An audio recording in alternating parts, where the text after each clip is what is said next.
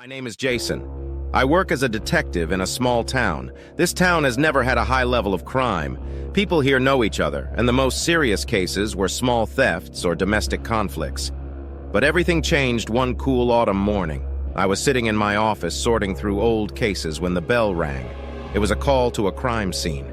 I didn't know yet that this day would be the beginning of the most terrible investigation in my career. I arrived at the scene, a small house on the outskirts of the city.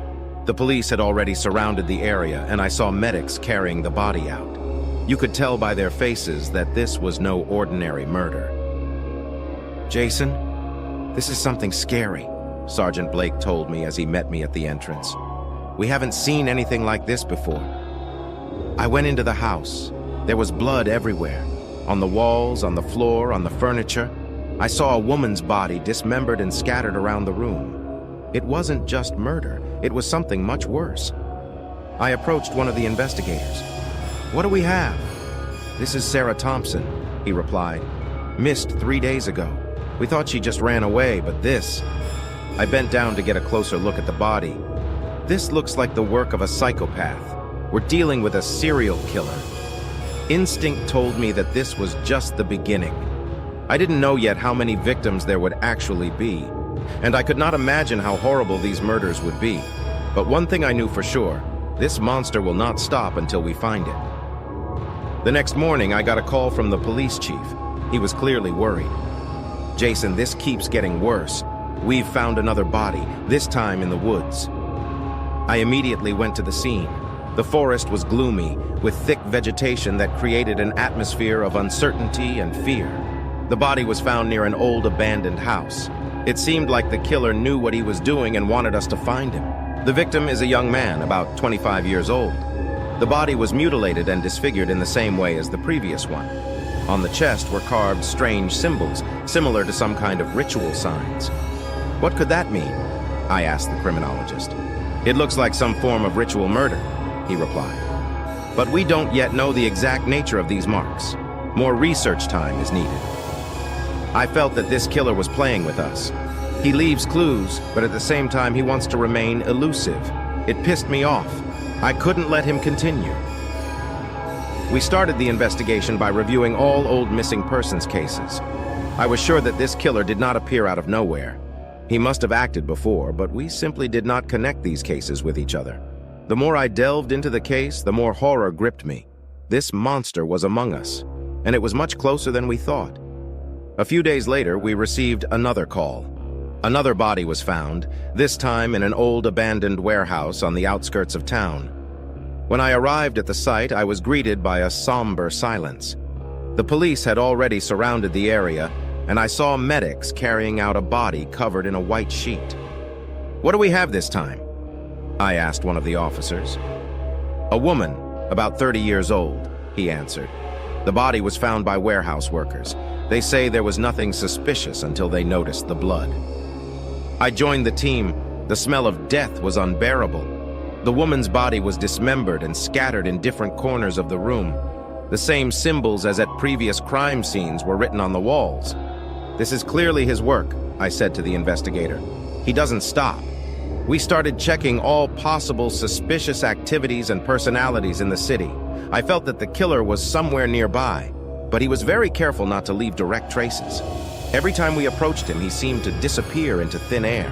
I spent sleepless nights trying to piece together the puzzle of these gruesome murders.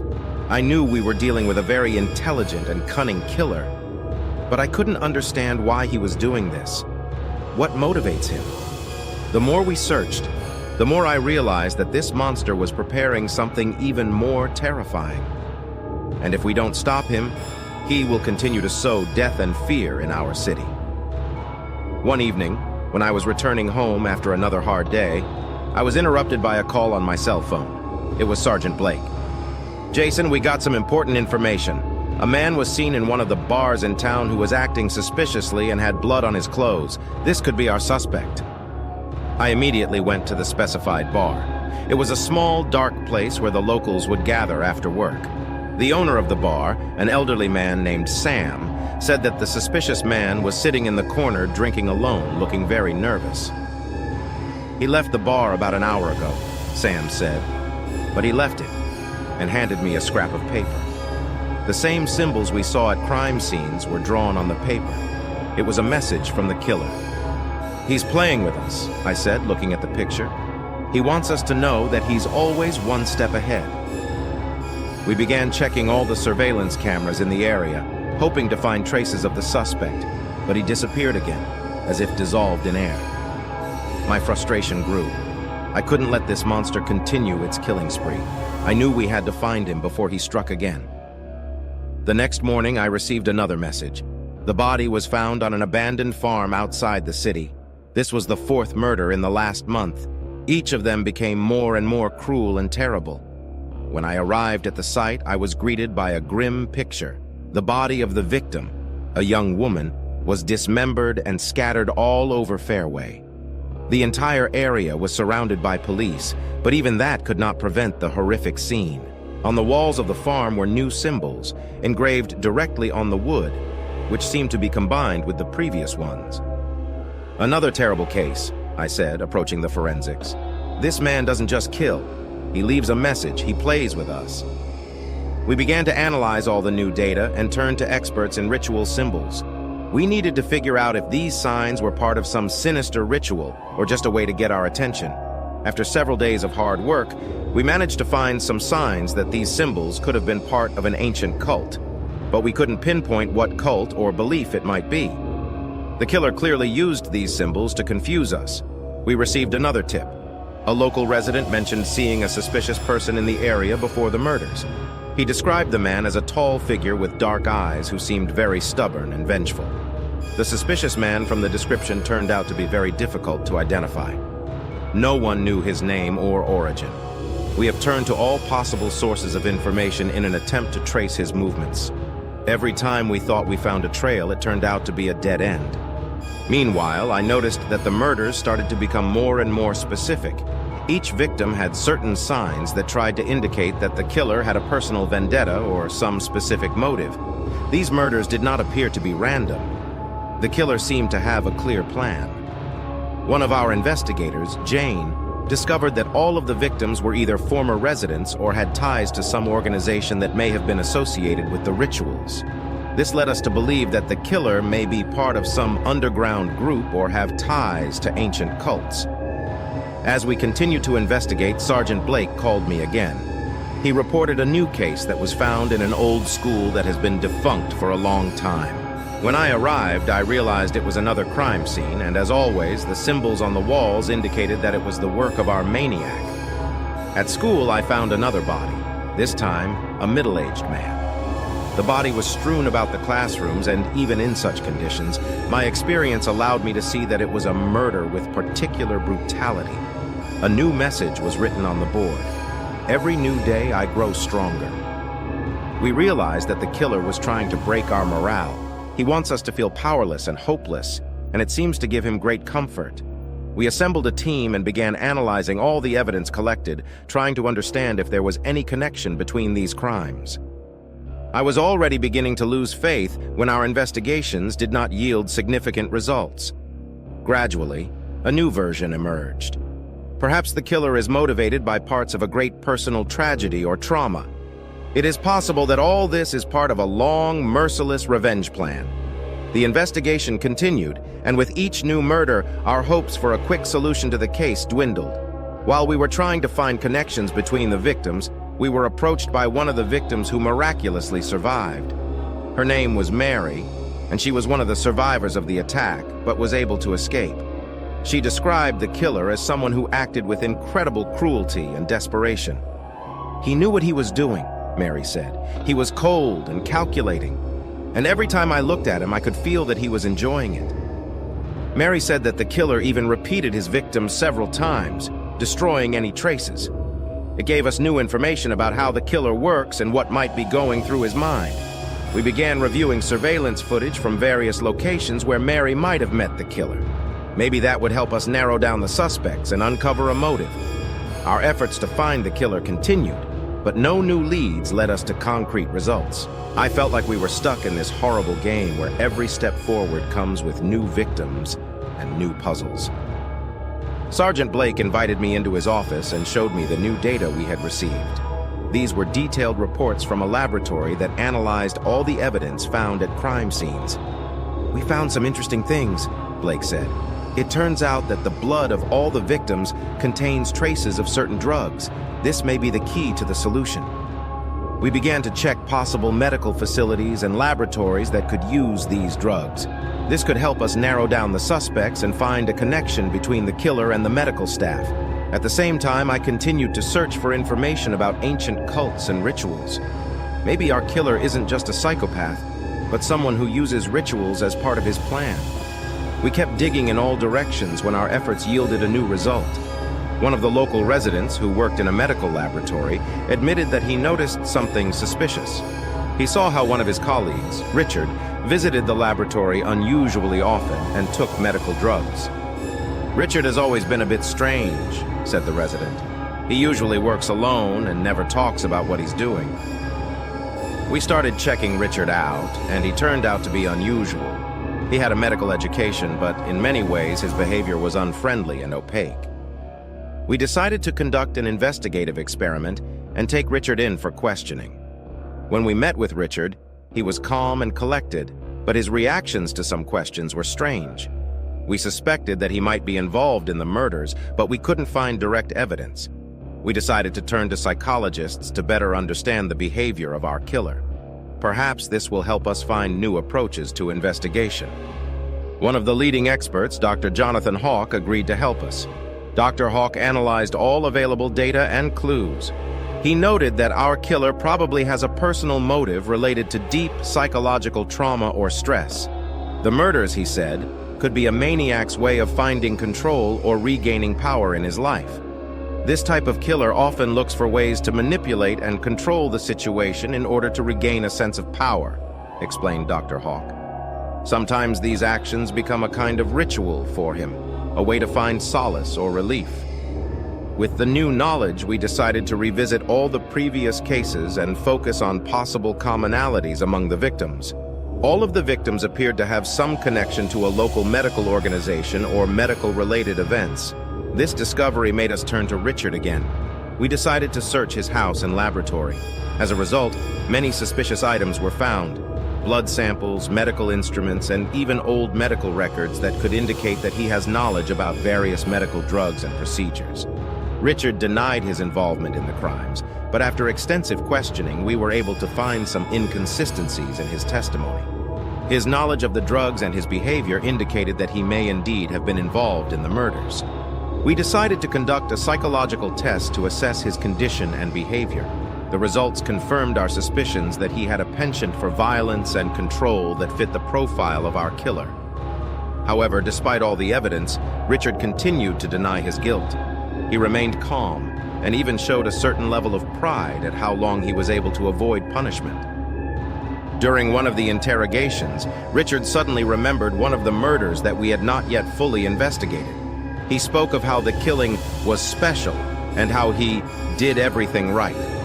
We checked his statement and found that Richard may have been involved in this case as an observer or even as an aide. This was further evidence that he may be part of a larger plan or group. In parallel with this, we continued to check all possible connections of Richard. It turned out that he was seeing a psychologist who could help him treat his mental disorders. We decided to contact this psychologist to learn more about Richard and possible mental problems. A psychologist, Dr. Susan Blake, proved to be a key figure in solving this case. She confirmed that Richard had serious mental problems, including obsessions and trying to find a way to express his dark desires. Richard never seemed dangerous at first glance, said Dr. Blake, but he often mentioned dark ideas and desires that could turn violent. Dr. Blake provided us with detailed records and information about Richard's therapy sessions. This allowed us to better understand how his mental state could have escalated into serial killing. We conducted additional interviews with Richard using new data from his therapy sessions.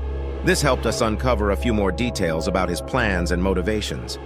He continued to maintain his innocence, but his answers became more vague and uncertain. With each new testimony and piece of evidence, the investigation drew closer to completion. We discovered new connections between Richard and the victims that confirmed his involvement in the murders. But most importantly, we found a way to understand why he did all this. A psychological analysis of Richard and his activities indicated that he used his murders as a way of manipulating and expressing his deepest fears and complexes. It was not just violence. It was a way to control and destroy those who were not to his liking or reminded him of his own shortcomings. We completed the search and questioning and gathered enough evidence to charge Richard. He was detained and awaiting trial, but even in prison he continued to show signs of his mental disorders. While Richard was in prison, we received new information that indicated that his murders may have been part of a larger plan. We were able to discover that he did not act alone, but was part of a group that could be connected to other ritual killings in other regions.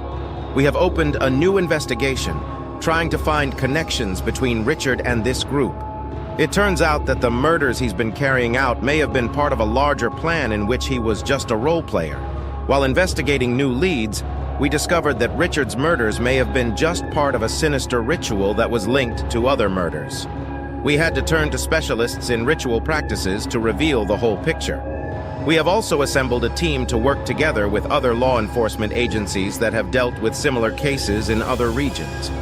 This helped us create a unified picture and understand that our killer may have been part of a larger criminal group. The investigation was still ongoing, but we began to feel that we were getting closer to the solution.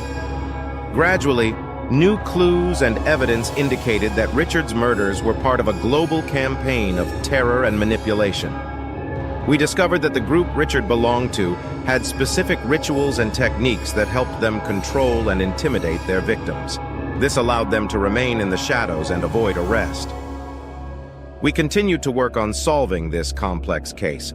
Our investigation was nearing completion, and we began preparations to arrest other members of the group. While this was happening, Richard continued to maintain his loyalty to the group, even in prison. This showed us how deeply he was immersed in this dark activity. We were finally able to create a map of all the possible connections and plans of the group. This allowed us to identify the main suspects and prepare for further actions to stop their activities. We received permission to arrest the main members of the group. At the same time, our investigators continued to review all the evidence to gather more information about the activities of this group. The investigation was really gaining momentum, and we started to feel like we were getting closer to solving the case. During one of the arrest operations, we discovered a new victim who became part of this terrible plan. It turned out that she was a victim of ritual actions related to the group's common goal. This new discovery confirmed our suspicions about the global nature of the group and their motivation. We began to find out how this group functioned on a global level. It turned out that they had accomplices in other countries engaged in similar murders. This complicated our investigation, but also helped us understand the big picture. With new knowledge, we focused on revealing all aspects of the group's activities. During one of the interrogations, one of the arrested members of the group agreed to cooperate with us in exchange for a light sentence. This became an important breakthrough in the case. A member of the group told us about the places where they performed their rituals and kept evidence. We organized numerous raids that allowed us to find many important things, including documents and records that confirmed their crimes. With the new evidence, we were able to identify several key individuals who were the leaders of the group. It helped us understand who is behind all this and what their goals are. After extensive investigations and arrests, we were able to confirm that Richard and his group were part of a larger global network that specialized in ritual murders. It was a shocking discovery, but it helped us understand why these crimes were so difficult to investigate. We focused on preparing for trials. A large amount of evidence was prepared to ensure a fair verdict for all members of the gang. It also helped us test our hypotheses and understand how this group was able to avoid detention. While the trials began, we received new testimony from former members of the group. They talked about how they managed to keep their activities secret and how they manipulated people to achieve their goals.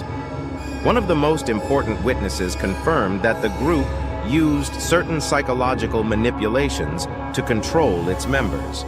This allowed them to remain organized and keep their activities secret from law enforcement agencies. We also found that some gang members had professional skills in areas that helped them avoid detection, such as medical knowledge or document manipulation skills. With the new data, we were able to reconstruct most of the gang's crimes. This included a detailed reconstruction of their rituals and the methods used to achieve their goals. We also collected testimonies from victims who survived and were able to provide important information about how the group operated and the methods it used to control them. The trials continued, and we received new evidence that confirmed the involvement of all members of the group in the crimes.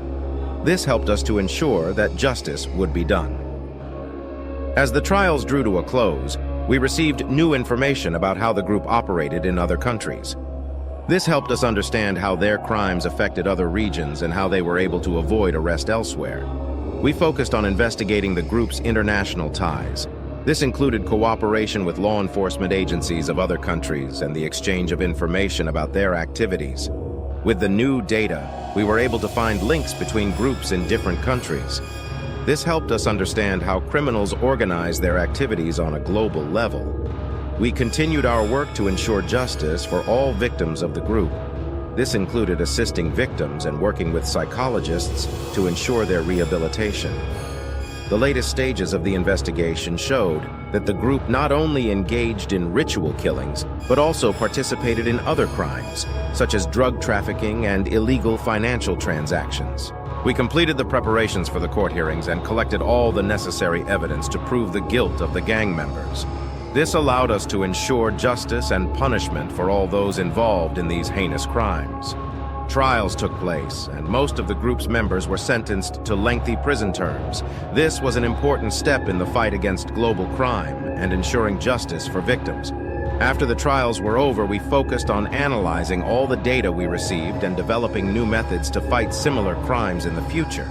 This included improving our investigative techniques and working with international law enforcement agencies. Investigating this case has become an important lesson for all of us. We realized that fighting global crime requires not only persistence, but also close cooperation between different countries and organizations. We continue to work on improving our methods of investigation and assistance to victims. This was an important step in ensuring safety and justice for all people. The investigation of this case showed us how important it is to remain vigilant and not stop there. We knew that our work was not done and that we must continue to work to ensure justice and security for all. We received new information that indicated that the group may have new members or accomplices. This added new challenges to our work, but we were ready for any difficulties. The investigation continued, and we focused on new possible links to the group. This helped us find new evidence and connections that allowed us to further investigate the case. After completing the main phase of the investigation, we decided to conduct an internal analysis of our work. We gathered all the teams involved in the case to discuss our actions, mistakes, and successes. This was an important step for improving our methods in the future. One of the team members suggested creating a specialized group to investigate such cases. It was a good idea, and we started work on creating such a group. It included specialists from various fields, which helped to better understand and fight such crimes. We also started cooperating with international organizations to share experience and information. This allowed us to obtain new knowledge and technologies that helped in investigations. Thanks to cooperation with international partners, we learned about new methods that were used to fight against criminal groups. This included the use of the latest technologies and methods of investigation. We started implementing new methods in our work. This has helped us to be more efficient and accurate in our investigations, as well as providing greater safety for our employees. Our new investigative methods have helped uncover several new criminal gangs. This was an important achievement that confirmed that our work matters and that we are on the right track. We also worked to raise public awareness of the dangers of such groups. This included holding lectures and seminars for citizens, as well as developing informational materials. Thanks to increased public awareness, we have received many new reports of suspicious activity. This helped us to be more vigilant and detect new threats at an early stage. We also began to cooperate with public organizations involved in supporting crime victims. This helped to provide the necessary help and support for the victims. Our work continued, and we focused on improving our methods and technologies. We knew that in order to successfully fight crime, it is necessary to constantly improve and be one step ahead of criminals. We started working on the development of new programs for the training of new employees. This included training in the latest methods of investigation and the use of modern technologies.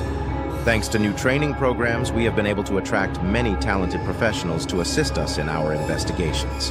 This increased the efficiency of our work and provided a better understanding of new threats.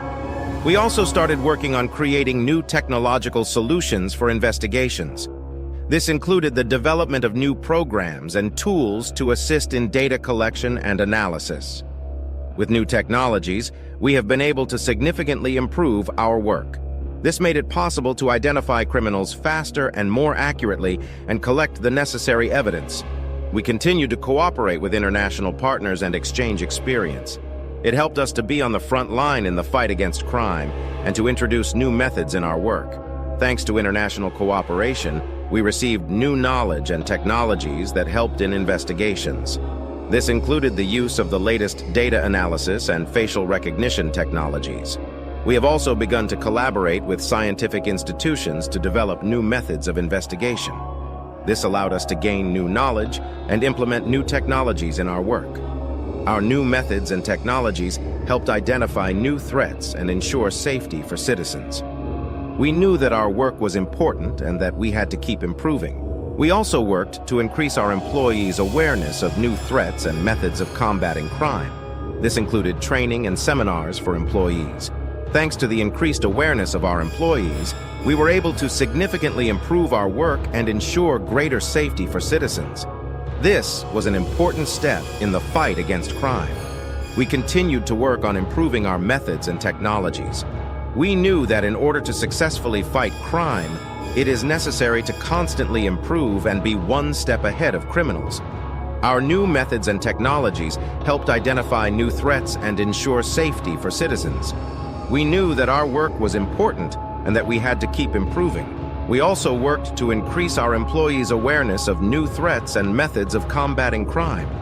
This included training and seminars for employees. Thanks to the increased awareness of our employees, we were able to significantly improve our work and ensure greater safety for citizens.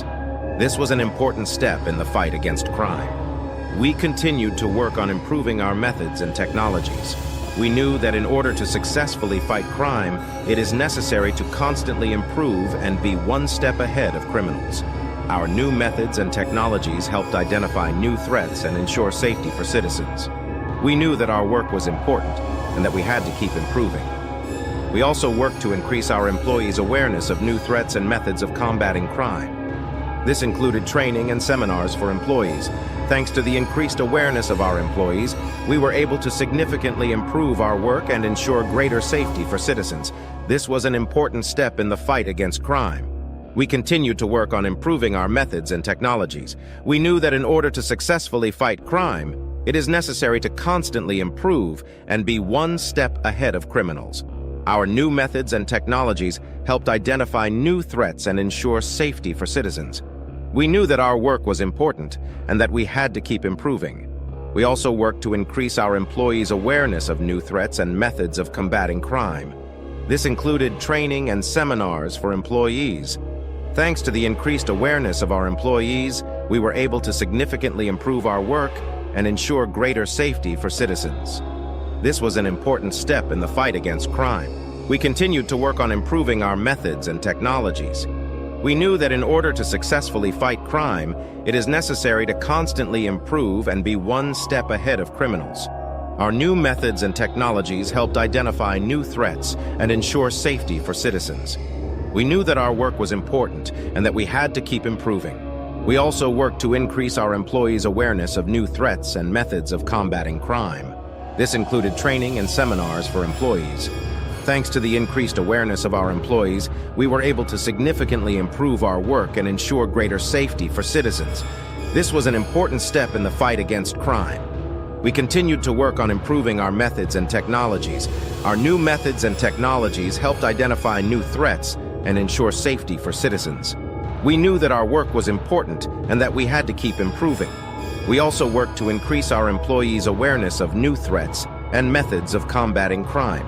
This included training and seminars for employees. Thanks to the increased awareness of our employees, we were able to significantly improve our work and ensure greater safety for citizens. This was an important step in the fight against crime. We continued to work on improving our methods and technologies.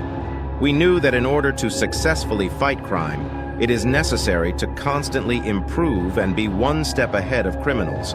Our new methods and technologies helped identify new threats and ensure safety for citizens. We knew that our work was important and that we had to keep improving. We also worked to increase our employees' awareness of new threats and methods of combating crime. This included training and seminars for employees. Thanks to the increased awareness of our employees, we were able to significantly improve our work and ensure greater safety for citizens. This was an important step in the fight against crime. We continued to work on improving our methods and technologies. We knew that in order to successfully fight crime, it is necessary to constantly improve and be one step ahead of criminals. Our new methods and technologies helped identify new threats and ensure safety for citizens. We knew that our work was important and that we had to keep improving. We also worked to increase our employees' awareness of new threats and methods of combating crime. This included training and seminars for employees. Thanks to the increased awareness of our employees, we were able to significantly improve our work and ensure greater safety for citizens. This was an important step in the fight against crime. We continued to work on improving our methods and technologies. We knew that in order to successfully fight crime, it is necessary to constantly improve and be one step ahead of criminals. Our new methods and technologies helped identify new threats and ensure safety for citizens. We knew that our work was important and that we had to keep improving.